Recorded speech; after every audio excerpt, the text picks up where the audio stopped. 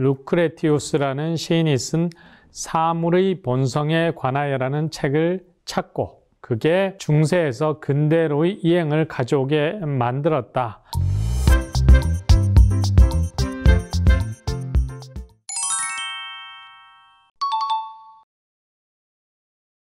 이번 시간에 다룰 주제는 르네상스입니다. 르네상스는 14세기부터 시작해서 16세기까지 이탈리아를 중심으로 일어났던 고대 학문을 재발견한 역사적 사건 또는 문의 부흥이라고 부릅니다. 이 르네상스 시기의 유럽은, 특히 이탈리아는 고대 학문을 다시 부활시켰습니다. 그 중에 하나의 사례를 들어볼까 합니다. 이 14, 15세기에 북헌터라는 사람들이 있었습니다. 즉 책 사냥꾼. 이 책 사냥꾼들은 고대 그리스 그리고 로마의 지식인들이 남긴 책들을 찾아다녔죠.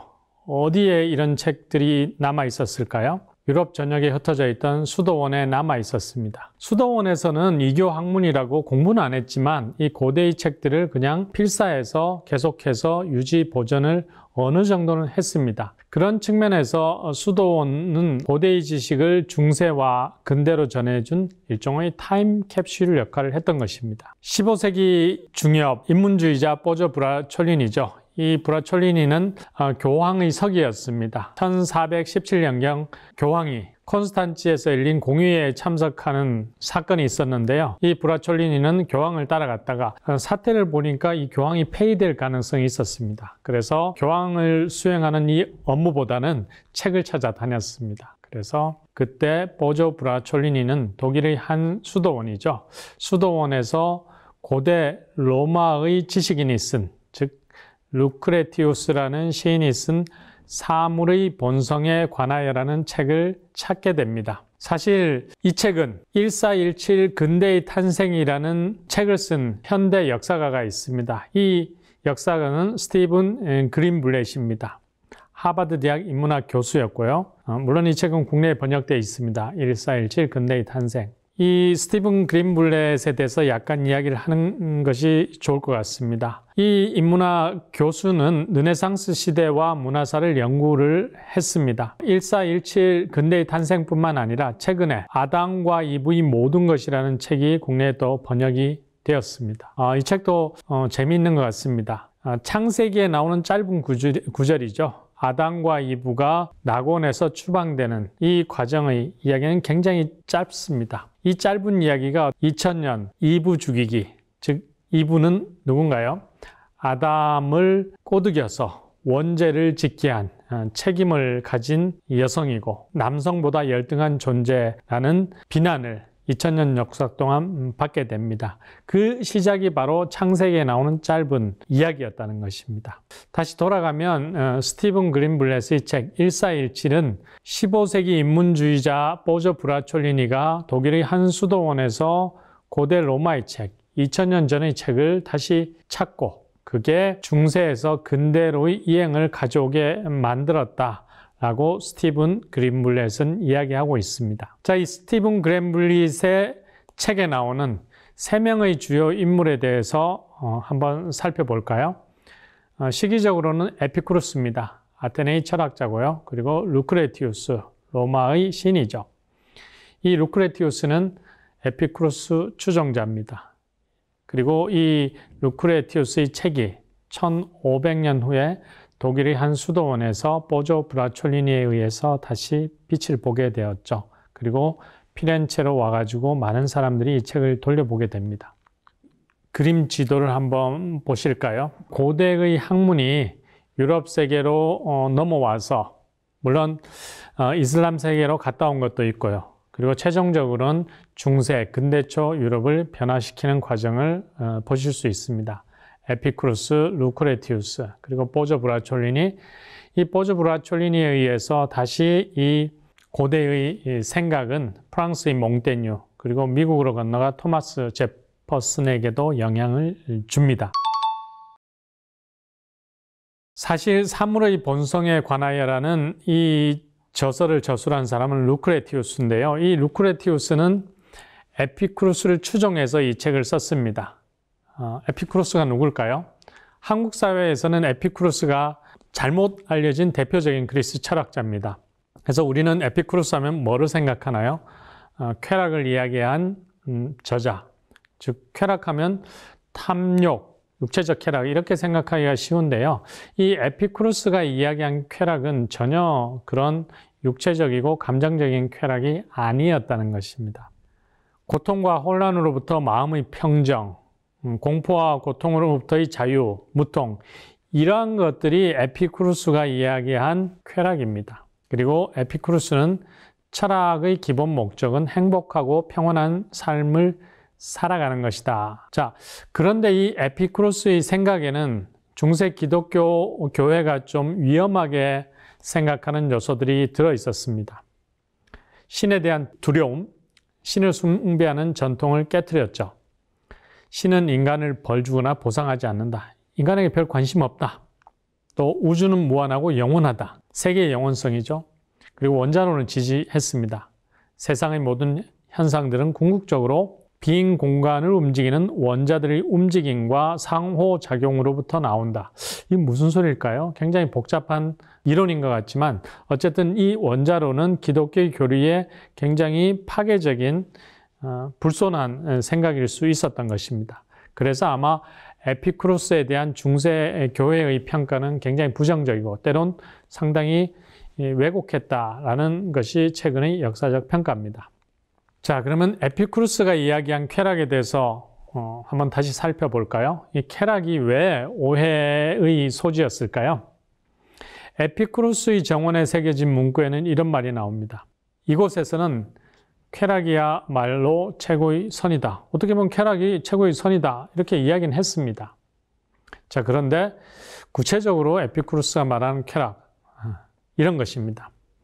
우리가 의미하는 것은 방탕하고 감각적인 쾌락을 추구하자는 것이 아니라는 것입니다. 생각 없이 흥청망청 술판을 벌이면서 유격적인 사랑에 탐닉하고 산의 진미로 풍성한 호화로운 식탁을 즐기는 것이 아니다고 이야기를 하고 있습니다. 에피쿠로스 추종자였던 필로데모스는 이렇게 얘기했습니다. 신중하고 공정하고 정의롭게 살지 않고는, 용감하고 온화하고 관대하게 살지 않고서는, 벗을 사귀고 인류를 사랑하지 않고서는 쾌락을 누리며 산다는 것은 불가능하네. 그래서 굉장히 어떻게 보면 동양 철학에서는 도교, 중용에 가까운 덕이 바로 이 에피쿠로스의 쾌락이 아닐까라는 생각을 해봅니다. 이 200년 후에 고대 로마의 어떤 지식인이자 시인 루크레티우스는 에피쿠로스를 엄청나게 존경을 했던 것 같아요. 그래서 이 에피쿠로스를 기리기 위해서 사물의 본성에 관하여라는 책을 씁니다. 그런데 에피쿠로스의 경우와 마찬가지로 루크레티우스도 중세 기독교 사회에서 굉장히 부정적인 평가를 받습니다. 이 로마의 시인은 많이 알려져 있지는 않은데요. 알려진 내용을 바탕으로 이야기를 해보자면 44살에 미약 때문에 정신 이상으로 자살했다. 그래서 약간은 요즘식으로 이야기하면 뭐 정신병자였다. 그리고 또 기독교에서 가장 싫어하는 자살이죠. 이런 것들을 저지른 나쁜 사람이다. 한마디로 이런 평가를 많이 받았던 것 같습니다.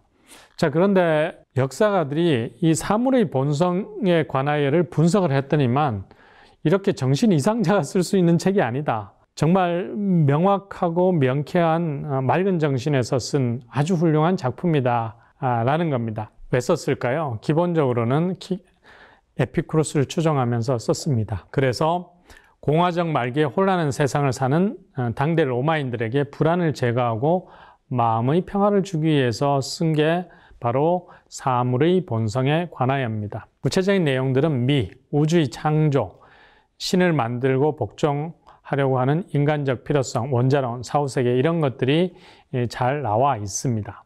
자, 이 사물의 본성에 관하여는 그리고 오랫동안 유럽 수도원을 전전하면서 필사를 통해서 어느 수도원, 즉 독일의 한 수도원에서 1500년, 즉 15세기 중엽까지 보존이 되었죠. 누구도 별로 관심을 가지지 않았는데 보조 브라촐리니는 수도원을 찾아다니면서 결국 이 책을 찾아내게 됩니다. 보조는 15세기를 대표하는 르네상스 인문주의자입니다. 글씨를 정말 잘 썼던 것 같아요. 그가 쓴 글씨가 아직 남아있는데요. 이 글씨를 잘 써서 교황청에 취직을 할 수 있었던 것 같습니다. 여러 교황을 섬겼고 르네상스 시대 고전부활에 혁혁한 공을 세운 사람입니다. 우리 사물의 본성에 관하여를 좀 볼까요? 이 책은 사실은 읽기가 쉬운 책은 아닌 것 같습니다. 번역은 아주 깔끔히 잘 돼서 여러분들 한번 시도를 해보시는 게 좋을 것 같습니다. 그렇지만 굉장히 어려운 내용의 책인 것 같습니다. 그래서 이 사물의 본성에서 이야기하고자 하는 몇 가지를 중점적으로 한번 살펴보도록 하겠습니다. 나는 그대를 위해 하늘과 신들의 최고의 이치에 대하여 논하고 사물들의 기원을 밝히려고 하노라. 이게 이제 거의 서문입니다. 자연은 그것으로부터 모든 것을 만들어내고 키우고 사멸하도록 다시 그것으로 헤쳐 보냈으니 이것들은 재료, 사물이 될 생산의 몸, 씨앗, 첫 번째 알갱이. 이 모든 것이 이로부터 나왔노라. 인간의 삶이 무거운 종교에 눌려 땅에 납작 엎드려 있을 때 처음으로 한 히라빈이 필멸의 눈을 들어 감히 그에 맞섰다. 여기 한 히라빈은 누굴까요? 에피쿠루스입니다. 그는 자연의 문에 굳게 채워진 빗장을 부숴버렸고 우주의 끝을 벗어난 저 머나먼 곳으로 눈을 돌렸다. 그는 측정할 수 없는 우주로부터 무엇이 생겨나고 무엇이 생겨날 수 없는지, 그것들은 어떤 이치에 의해 그렇게 되는지를 말해 주었다. 그리하여 이제 종교는 우리 발 아래로 내던져졌고 승리는 우리를 하늘과 대등한 존재로 만들었다. 자, 이 사물의 본성에는 사실 굉장히 뛰어난 사고의 결과물이었던 것 같습니다. 2000년 전에 쓰여진 책임에도 불구하고 오늘날 우리가 봤을 때 굉장히 많이 참조할 것들이 있습니다. 핵심 요지 몇 가지를 한번 살펴보겠습니다. 사물은 눈에 보이지 않는 작은 입자, 그리스 말로 아톰이죠. 아톰으로 만들어진다. 물질을 구성하는 기초 입자인 사물의 씨앗들은 영원하다. 밑에 보면 우주에는 창조자도 설계자도 없다. 사물은 비껴감입니다. 이 원자의 비껴감의 결과로 태어난다. 이 비껴감은 자유의지의 원천이다. 자연은 실험을 멈추지 않는다. 우주는 인간을 위해서 혹은 인간을 중심으로 해서 창조된 것이 아니다. 요즘 많은 사람들이 지구의 주인은 인간이 아니다. 지구에 가장 해가 되는 생물은 인간이다. 이런 얘기를 많이 하죠. 이 루크레티우스의 시대를 초월한 해안이 있었던 것 같습니다. 그래서 인간은 특별하지 않는다. 영혼은 죽는다. 사후세계는 없다. 죽음은 우리에게 아무런 의미도 없다. 모든 체계화된 종교는 미신적인 망상이다. 종교는 일관되게 잔인하다. 천사니 악마니 귀신이니 하는 것들은 없다. 인생의 최고 목표는 쾌락의 증진과 고통의 경감이다. 쾌락의 가장 큰 장애물은 고통이 아니라 망상이다. 사물의 본성을 이해하는 것은 깊은 경이로움을 낳는다. 이런 것들이 이 루크레티우스의 책의 핵심 요지들입니다. 고대 에피쿠루스 철학의 핵심이기도 하죠. 자, 그런데 중세 기독교에서 교회가 봤을 때 이 사물의 본성에 관하여는 여러 가지 위험 요소가 있었던 것 같습니다. 아리스토텔레스의 철학이 위험했기 때문에 13세기 파리 주교와 교회가 단죄했듯이 이 루크레티우스를 통해서 이어진 에피쿠루스의 생각, 첫 번째는 원자론입니다. 이 원자론은 신이 세상을 창조했다는 주장과 배치될 수 있죠. 그리고 루크레티우스와 에피쿠루스가 무신론자는 아니었어요. 신의 존재는 인정을 했지만 이 신이 인간 생활에 개입, 인간사에 간섭하지 않는다고 이야기를 했죠. 영혼도 없다고 그랬고, 그래서 무신론의 가능성이 있습니다. 신의 존재 자체를 부정하지 않지만 신과 인간사에는 신이 인간사에 관여하지 않는다는 주장, 이런 것들이 굉장히 무신론적인 요소를 띠고 있기 때문에 위험하다고 생각했던 것 같습니다. 그리고 또 하나는 죽음과 사후세계에 대한 두려움, 종교는 사후 세계에 대한 두려움이 만들어낸 것이라고 사람들은 이야기합니다. 그런 점에서 죽음과 사후 세계에 대한 두려움을 같이 말하고 이야기하는 에피쿠로스와 루크레티우스의 생각은 위험한 것이죠. 교회 입장에서 보면 즐거움이나 쾌락을 포기하고 원죄에 대한 속죄로 고행을 해야 된다 이렇게 얘기하는데, 쾌락이 인생의 목표고 철학의 목적이다 이렇게 얘기하고 있습니다. 이런 것들이 교회의 기본 생각하고는 달랐던 것입니다. 자, 그래서 교회는 이 루크레티우스의 책이 보조 브라촐리니에 의해서 피렌체 사회에 유통됨에 따라 다시 공격을 하게 됩니다. 1500년경 피렌체에서 정권을 잡았던 광신도라고 이야기했죠. 도미니쿠스 수도의 수도사였던 사보나놀라는 원자론에 대해서 이렇게 공격을 했습니다. 설교에서 여자들이여 들어라. 그들은, 여기 이제 원자론을 믿는 인문주의자들이죠. 이 세계가 공기 중에 떠다니는 아주 작은 입자인 원자라는 것으로 만들어졌다고 말한다. 웃어라. 저 배웠다는 남자들이 연구를 하는 것이 형편없다. 이렇게 원자론을 비난했습니다. 1516년 피렌체 종교회의에서는 이 루크레티우스를 단죄를 하게 됩니다. 루크레티우스의 시는 음탕하고 사악하며 영혼이 사멸한다는 주장을 펼치기 위해 온갖 궤변으로 점철된 작품이다. 그러므로 학생들이 읽는 것을 금해야 된다. 이 폭을 어긴 자는 영원한 저주를 받을 것이며 10듀카토의 벌금을 물게 될 것이다. 얼마일까요? 당시 그 장인 밑에서 일하는 직인의 한 달치 월급이 2 내지 3듀카트입니다. 거의 한 3달치, 4달치 월급이에요. 굉장히 큰 벌금이었죠. 그래서 어쨌든 루크레티우스의 시를 단죄를 하고자 했습니다. 아예 16세기 피사 대학 에수교 수도사들은 이런 암송 기도문을 만들었습니다. 원자로부터는 아무것도 나오지 않는다. 세상을 이루는 모든 물체는 그 형태의 아름다움 속에서 빛나니 이런 물체들 없이는 세상은 단지 거대한 혼란일 뿐이라. 태초에 신께서 이 모든 것을 만드셨고 만드신 것이 또 뭔가를 낳으니 아무 것으로부터 나오지 않는 것은 아무것도 아님을 유념하라. 오 데모크리스토스여. 이 사람은 원자론 주창자입니다. 당신은 원자로부터 시작해서는 어떤 서로 다른 것도 만들어지지 못하노라. 원자는 아무것도 만들지 못하고 따라서 원자는 아무것도 아니다. 그래서 원자론을 반박하는 이 암송문을 예수의 수도사에게 암송을 시켰다는 겁니다. 자, 그렇지만 결국 이 루크레티우스를 통해서 그리고 보조를 통해서 되살아난 에피쿠로스의 철학, 원자론과 다양한 생각들은 이후에 근대 유럽의 지식인들에게 계속해서 계승이 됩니다. 그래서 그 대표적인 인물 중에 한 명은 바로 프랑스를 대표로 한 철학자 몽테뉴입니다. 그래서 몽테뉴는 어떠한 책에서 인간이 우주의 중심이라고 생각하는 환상을 조롱했습니다. 철학을 하는 것은 죽는 법을 배우는 것이다. 그래서 그 몽테뉴의 어떤 사고는 어떻게 보면 에피쿠로스와 루크레티우스를 계승하고 있다고 이야기할 수 있을 것 같습니다.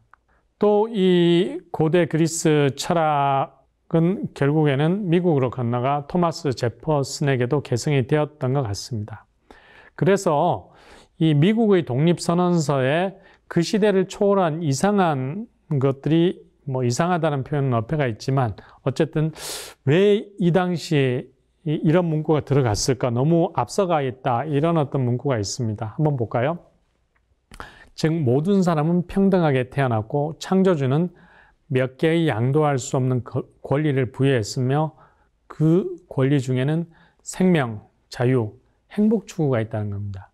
생명과 자유는 충분히 들어갈 수 있었지만 이 행복 추구가 들어갔다는 것은 바로 토마스 제퍼슨 자신이 에피쿠로스 주의자였기 때문에 그렇습니다. 이 토마스 제퍼슨은 자신이 친구에게 보낸 편지에서 나는 에피쿠로스 추종자다 이야기를 공식적으로 이야기할 정도로 에피쿠로스의 사상을 추종했습니다. 사실 20세기에도 여전히 에피쿠로스 사상을 추종하는 사람들이 있습니다. 나쁘다는 뜻은 아니고요. 그만큼 고대의 위대했던 사상은 시대를 초월해서 계속해서 계승되고 있는 것 같습니다. 지식의 수용과 고부를 종합하는 이야기를 한번 해볼까 합니다. 가장 중요한 것은 번역은 문명을 변화시킵니다. 즉 8세기, 11세기 아랍의 번역운동, 지식혁명이 아바스 왕조를 이슬람 역사상 가장 위대했던 왕조로 만들었습니다. 이렇게 발전한 고대 그리스 학문 그리고 아랍의 학문이 다시 12, 3세기 유럽으로 수입되었죠. 그래서 유럽이 발전하는 자양분 역할을 했습니다. 이렇게 보자면 이슬람 문명의 지적 유산은 최종적으로 서유럽 문명을 변화시키는 자양분이었다는 것입니다. 유럽에 소개된 새로운 지식, 철학 사상들은 유럽이 세계를 이해하는 방식에 혁명적인 변화를 가져왔고 이를 바탕으로 유럽은 르네상스를 맞이할 수 있었으며 최종적으로 근대 세계 탄생을 어느 정도 주도할 수 있었던 것입니다. 반면에 이슬람 문명은 중세 말과 근대 초에 아바스 왕조 시기의 어떤 개방과 관용 정신을 보여주지 못했고 발전한 유럽 세계에 대한 관심도 여전히 없었습니다. 어떠한 역사관 한 책에서 이런 재미있는 가정을 했습니다. 10세기 말 한 중국인 학자가 무슬림 치하의 바그다드나 코르도바를 방문하고 나서 기독교 치하의 로마나 파리를 방문했다고 상상해 보자. 그렇다면 그는, 즉 중국인 학자는 무슬림 지식인들이 기독교 지식인들보다 훨씬 교양 있고 지식이 풍부하다는 인상을 받았을 것이다. 자, 두 번째 가정은 이겁니다. 900년 뒤, 한 19세기쯤 되겠죠. 또 다른 중국 학자가 런던과 파리를 방문하고 나서 바그다드와 테헤란을 방문했다고 상상해 보자. 그렇다면 그는 앞서와는 완전히 정반대되는 상황에 깜짝 놀랐을 것이다. 다른 말로는 19세기 런던과 파리는 세계의 중심지고 반면에 바그다드와 테헤란은 옛 영광을 발전시키지 못했다. 이런 의미를 주는 것 같습니다.